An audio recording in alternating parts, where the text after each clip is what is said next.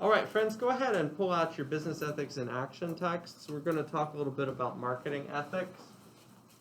Let me say some opening comments about marketing ethics. I probably have a lot of marketing majors here this morning.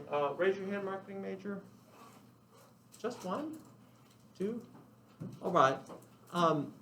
Marketing is a real popular major here at HBU, and it's an increasingly popular area of business. A lot of people go into marketing because they have an artsy side. They want to be able to express that. A lot of people go into marketing because they want to be able to make money but avoid statistics and math, which you can do by staying away from accounting. Marketing ethics in general has a pretty, marketing has pretty bad ethical reputation.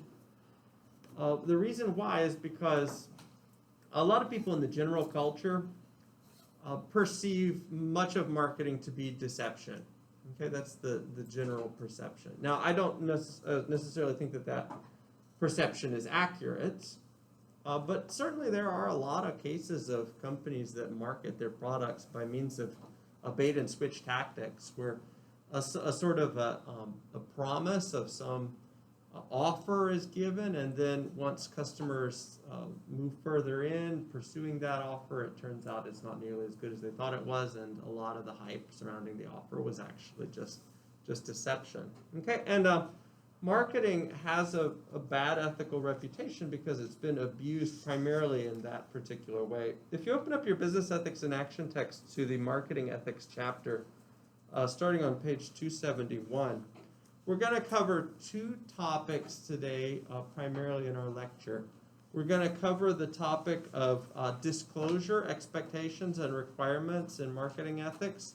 In other words, how much should be disclosed about the product, how much should be disclosed about things that could go wrong with the product. Okay, what are standards of expectations that we should follow in pursuing appropriate disclosure? And then the second topic that we're going to cover today is the topic of surveillance marketing, which has really blown up into an enormous topic in our era of social media. And we'll cover that primarily through a case study. Okay, but if you look at this Mattel case on page 271, open up your text, please, and follow along with me. Just a quick question for you all. What was Mattel doing, and why was this a controversial case?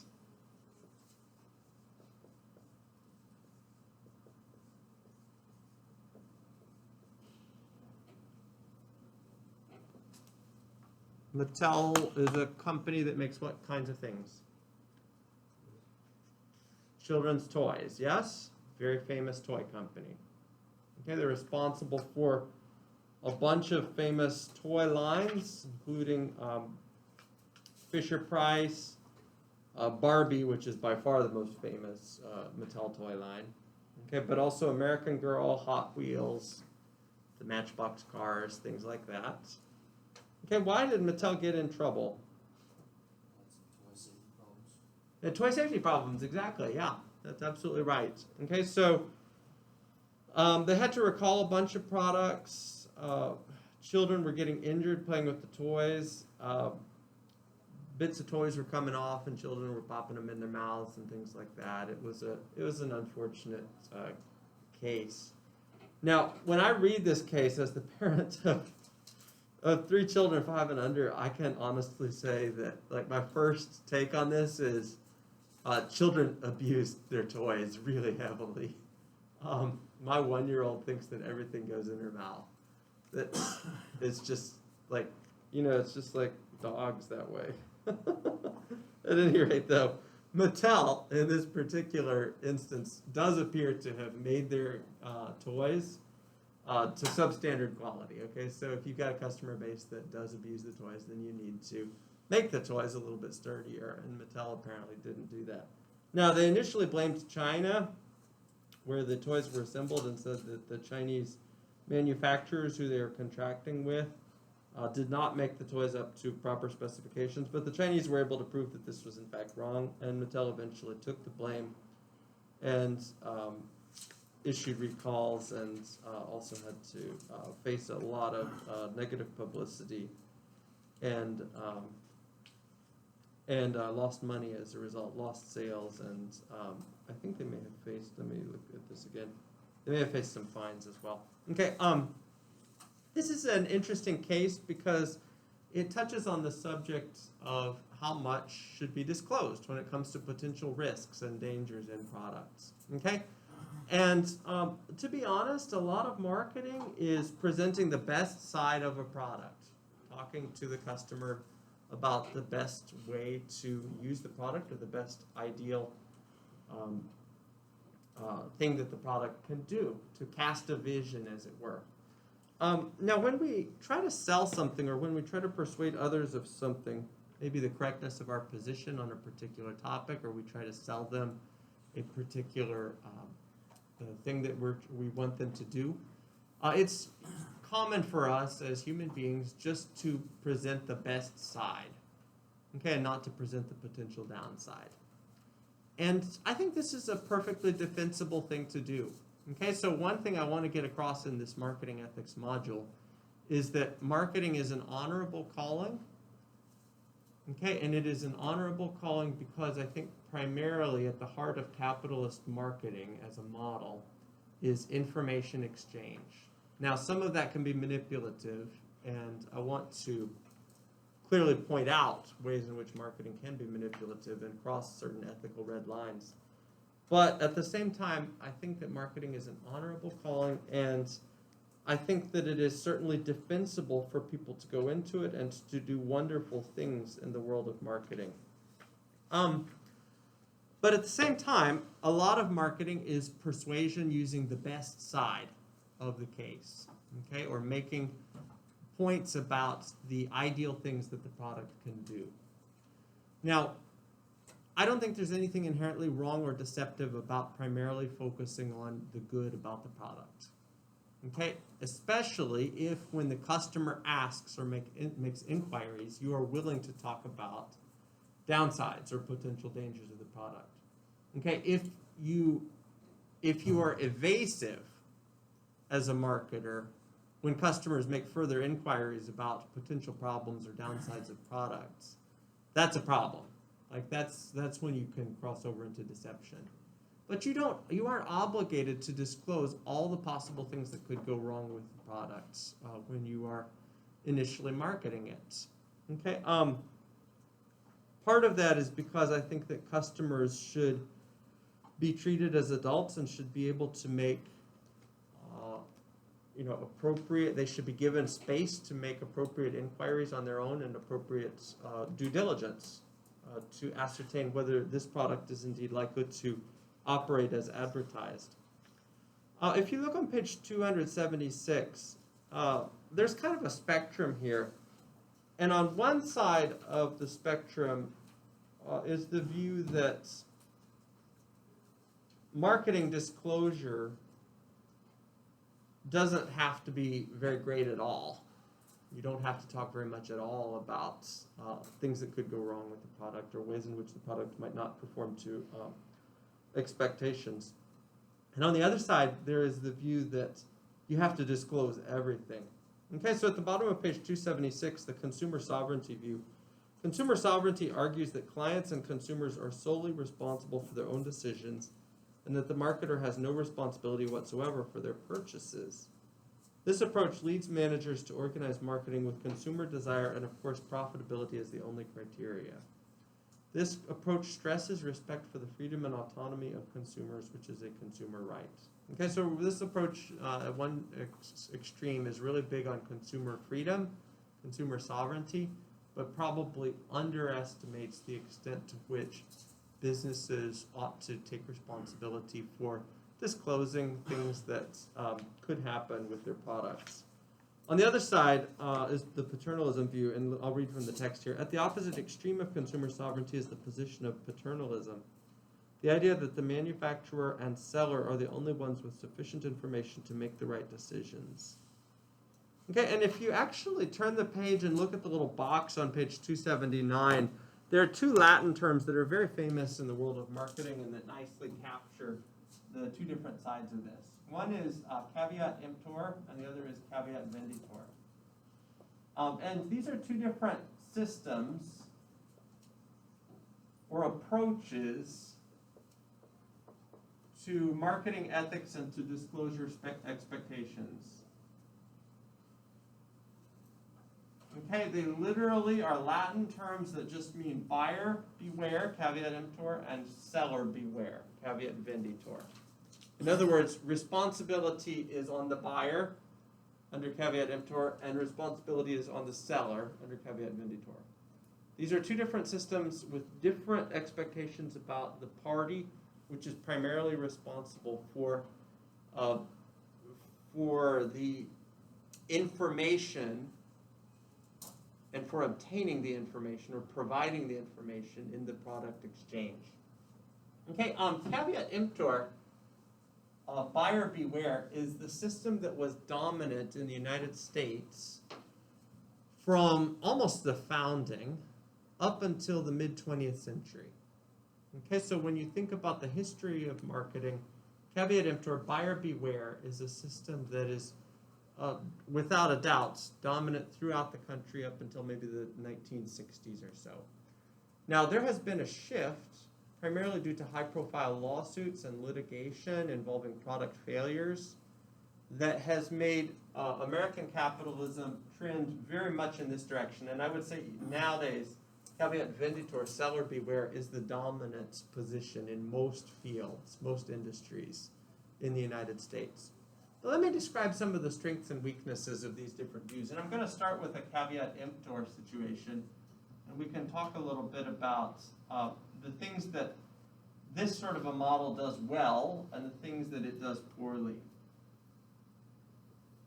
So imagine with me a marketing ethics scenario happening in an era of almost no government regulation, where things are wide open and there's very little regulatory oversight. Okay, so let's imagine a mid-19th century, late 19th century, let's say, a Western American town on the frontier. Okay, and you are a townsperson. There's very little government oversight in a situation like that. Maybe the sheriff, and that's it. Sheriff's got one deputy. You are a townsperson going about your normal everyday farming business, and I come into town and I sell medical products. Okay, I ride in with my horse and wagon, and I have special deals for people. Okay, I sell oils and ointments that can treat all sorts of problems. Okay, and I sell you some oil to help treat some eczema that you've been dealing with. Okay, you apply the oil.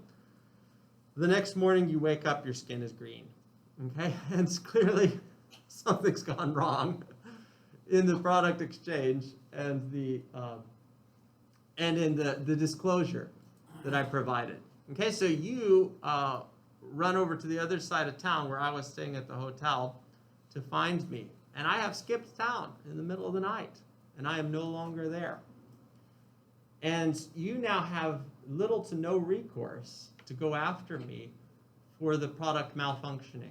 Okay, you have had personal injury that has occurred, and yet I, the defendant in a case like potential litigation case like this, am not present. You could organize a posse to come after me. That takes, takes some convincing of other people to do. You could try to wire to the next town, wherever I might be headed, to see if you could stop me. But there's not really all that much you can do in a scenario like that. Certainly not like today, where there's much heavier regulatory oversight, and you can pretty clearly, litigate in circumstances of the kind that I described. So a caveat emptor system, buyer beware, has some serious weaknesses, as evidenced by this example I've given. One such weakness is that in a caveat emptor system, there are few or no potential litigation responses to protect consumers. Okay, so consumer protection by the court system is minimal.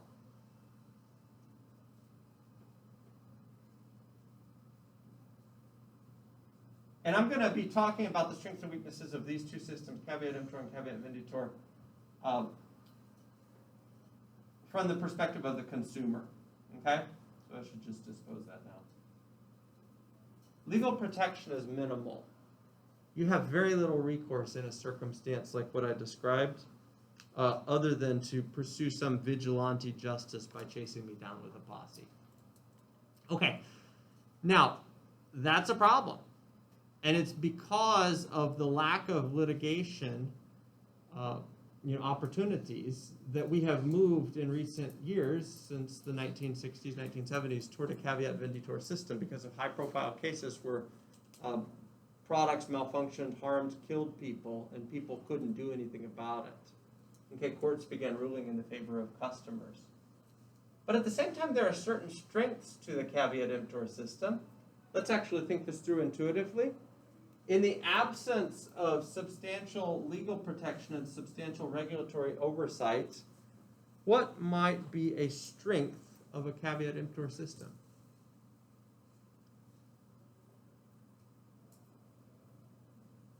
Would the products be, from the perspective of a customer, I should say, would the products be more expensive or less expensive? Cheaper products, yeah, for sure. It's really expensive for companies to maintain a litigation protection department where they pay a stable of lawyers all the time to protect them against potential lawsuits. Okay, it's really expensive for companies to do beta, gamma, delta testing rounds on their products to make sure that the products aren't always as, aren't dangerous.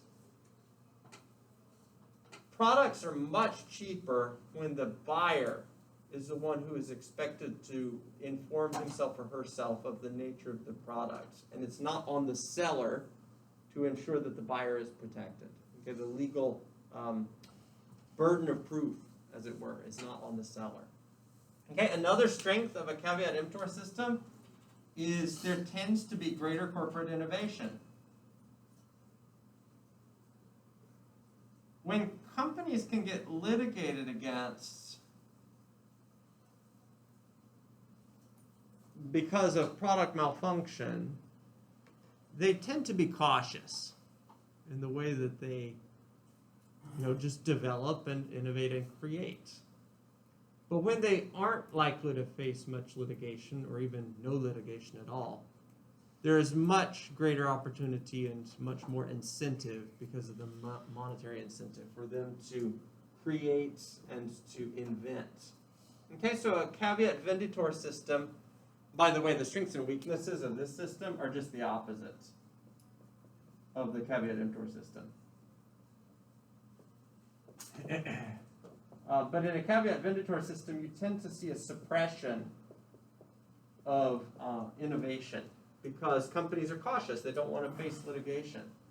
So the strength of such a system is strong legal protection for consumers.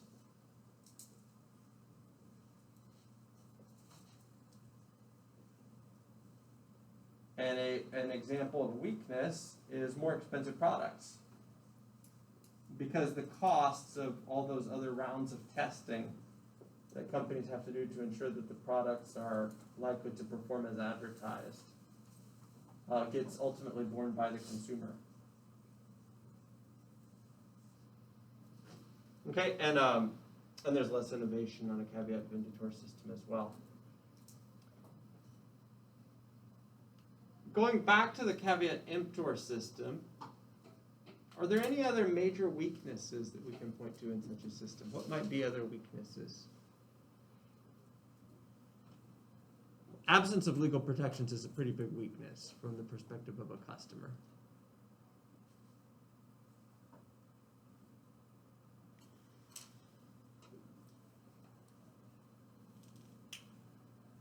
Other weaknesses? Or strengths? You guys can think of other strengths. You can list those as well. Look at the box with me for a minute. Consumer sovereignty often shares the view of the classic Latin aphorism, caveat emptor, let the buyer beware. This motto has been used in commerce to claim that a buyer should not expect compensation for defects in a purchase that is unfit for its ordinary purpose. There is no warranty. The buyer takes the risk.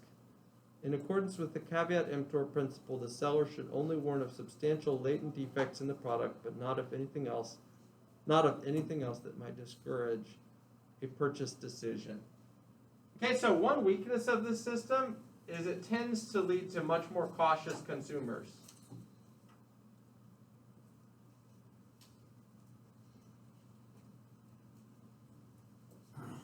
Okay, maybe that's a weakness. It could, I suppose, be interpreted as a strength. But it leads to, from the perspective of wanting to promote commerce, it's a weakness.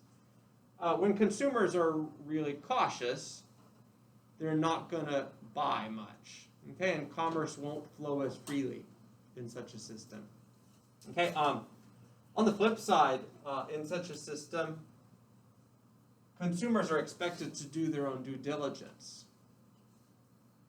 When you are looking at a marketing ethics system that's built on the principle of seller beware rather than buyer beware, people come to think that their purchasing choices are guaranteed or protected, and they don't have to do much due diligence.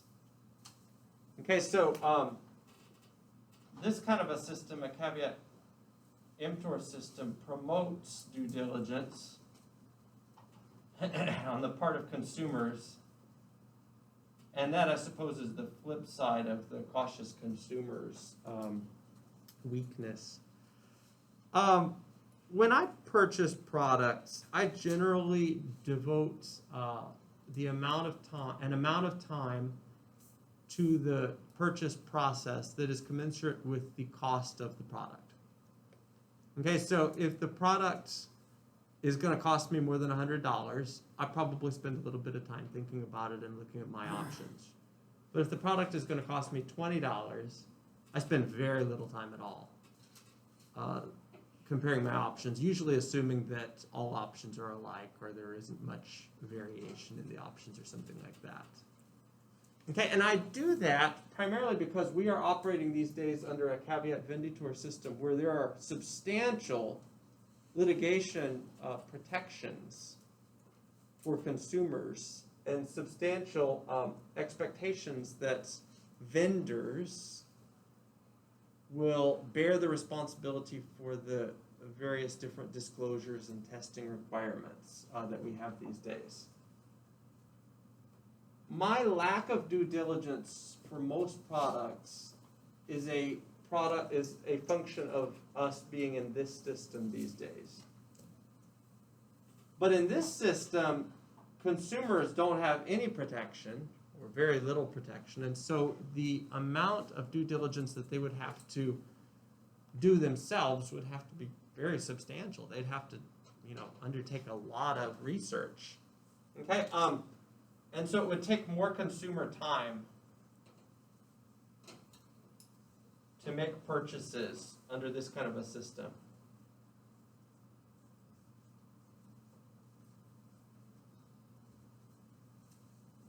Okay, on the other hand, it could be argued that it's good for consumers to be expected to exercise their due diligence.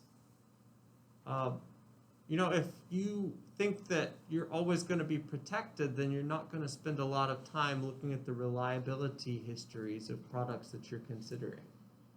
And so the flip side of the greater amount of consumer time that it would take in a caveat emptor system is that some would argue that it's good for consumers actually to be more informed about the products that they're purchasing than most are these days. Okay, and if you look at the rest of this box, today, considering the asymmetry in information between the seller and the customer with many products, an attitude of caveat emptor seems insufficient. So like I said, there has been a shift in the legal system towards caveat venditor in America. The alternative is caveat venditor, that is, let the seller beware, underlining the need for the seller to be held accountable and to take responsibility for the product beyond what is evident or can easily be discovered by the buyer. Okay, and one more sentence. This requires selling products of a reasonable quality and giving ample information so as to facilitate an informed decision. Are there any comments or reflections on the variations between these two systems or approaches to marketing disclosures and expectations, caveat emptor and caveat venditor?